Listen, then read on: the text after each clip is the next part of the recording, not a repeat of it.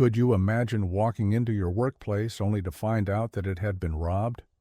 Well, for most of us, the answer is no. It's just not something that we have to worry about, or at least we hope not. But what if I told you that someone did exactly that and made off with the equivalent of $2.8 million US dollars? They didn't even break a sweat. It sounds almost too unbelievable to be true, but it happened in Tokyo in 2004, and to this day, the case remains unsolved.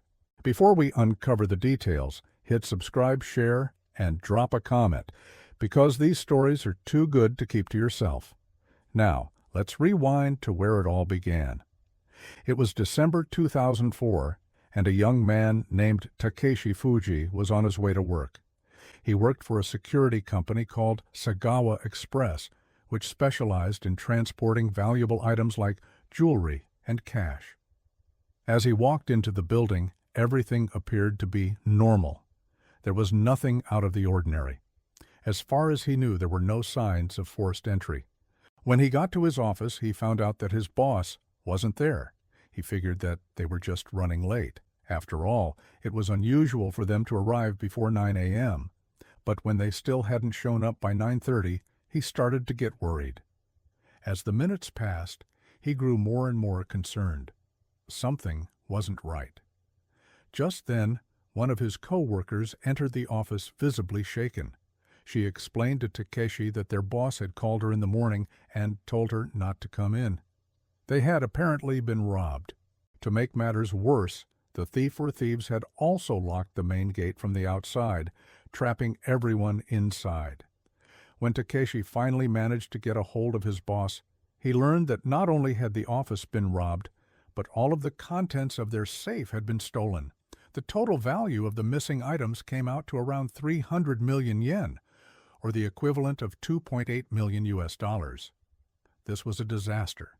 Their entire year's worth of profits had just vanished into thin air, and it would take years for the company to recover. But what made the situation even more bizarre was the fact that nobody had any idea how the robber or robbers had pulled it off. You see, the building in which the company was located was heavily guarded. Not only did it have multiple locks, but it also had an alarm system and surveillance cameras. And yet somehow, the thieves had managed to bypass all of these security measures without setting off any alarms or being caught on camera. What's more, they had apparently disabled the phones, preventing anyone from calling the police. The employees were then forced to flee the building through a back entrance, leaving behind their cars and cell phones. The police were baffled. How could someone break into a heavily guarded building, steal millions of yen, and then escape without a trace? It was a mystery that seemed almost impossible to solve. As the news of the robbery spread, people began to speculate on who could be responsible. Some believed that it was the work of a highly skilled team of professionals who had planned the heist for months. Others thought that it was an inside job, that one of the employees had helped the thieves to pull off their plan. The police were unable to confirm any of these theories, and the investigation quickly hit a dead end. The pressure was on to find the culprit or culprits and bring them to justice. But with no leads, it seemed like the money was gone for good. The police were desperate to solve the case and bring the robbers to justice. They offered a reward of 100 million yen, or the equivalent of $925,000 US dollars, to anyone who could provide information leading to the arrest of the criminals. But despite the hefty reward, the case remained unsolved. For months, the police were stumped. They had no leads and no suspects. The robbery became known as the Great Tokyo Robbery, and it was one of the biggest mysteries in the city's history. But after several months, the police finally had a breakthrough. They were able to track down one of the suspects, a man named Keo Koshikawa. He was a former employee of the company, and he had been fired a few months prior to the robbery. The police believed that he had orchestrated the heist, and they were eager to question him. When the police confronted Kashiwagi with their evidence, he broke down and confessed to his involvement in the robbery. He revealed that he had planned the heist along with two accomplices and that they had used his knowledge of the company's security systems to bypass the guards and disable the alarms. According to Kashiwagi, he had been planning the robbery for months, and he had carefully studied the building's security systems to find their weak spots. He knew that the main gate was locked during the day, so he and his accomplices waited until late at night to enter the building. Once inside, they disabled the alarm system and made their way to the safe room. The safe room was heavily guarded, but Kashiwagi had a keycard that allowed him to enter. He opened the safe and began loading the money into duffel bags. The entire heist took less than 30 minutes, and the three men made off with the equivalent of $2.8 million. Kashiwagi claimed that he had used some of the money to buy luxury cars and properties, but the police were unable to recover any of the stolen cash. With Kashiwagi's confession, the police believed that they had finally solved the case.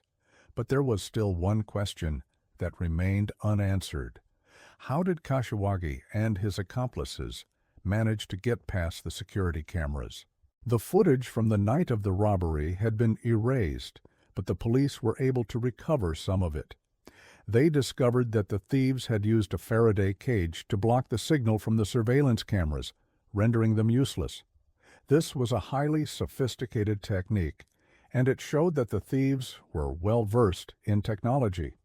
The police were impressed by the level of planning and sophistication that had gone into the heist, but they were determined to bring Kashiwagi and his accomplices to justice. Kashiwagi was sentenced to 7 years in prison, but he was released after serving only 3 years. His accomplices, however, were never caught. The police were unable to track them down, and the money was never recovered. The Great Tokyo Robbery remains one of Japan's biggest unsolved mysteries, and it continues to fascinate people around the world. The level of planning and sophistication that went into the heist was truly remarkable, and the thieves' ability to evade the police was nothing short of impressive.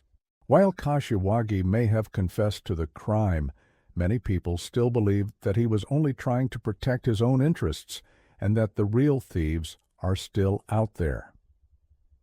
If you think about it, the case of the 300 million yen heist is a fascinating study in criminal psychology. The thieves were able to plan and execute a complex robbery without setting off any alarms or being caught on camera. They were able to bypass security measures that were designed to keep them out, and they were able to make off with millions of yen in less than 30 minutes. But what makes the case even more intriguing is the fact that it has never been fully solved. We may know what happened and who was involved, but we may never know for sure. Perhaps the real thieves are still out there living their lives, laughing about the heist that they pulled off all those years ago. The Great Tokyo Robbery was a crime that shocked the nation, and it remains one of Japan's most famous unsolved mysteries. It was a crime that defied logic and left the police scratching their heads in confusion. But it was also a crime that showcased the brilliance and ingenuity of the criminals involved. Whether you believe Kashiwagi's confession or not, one thing is certain: the Great Tokyo Robbery will continue to fascinate people for years to come. So, what do you think? Was Kashiwagi really the mastermind behind the robbery, or was he just trying to protect himself? And what happened to his accomplices? Did they ever get caught? Let me know in the comments below, and don't forget to subscribe for more videos like this one.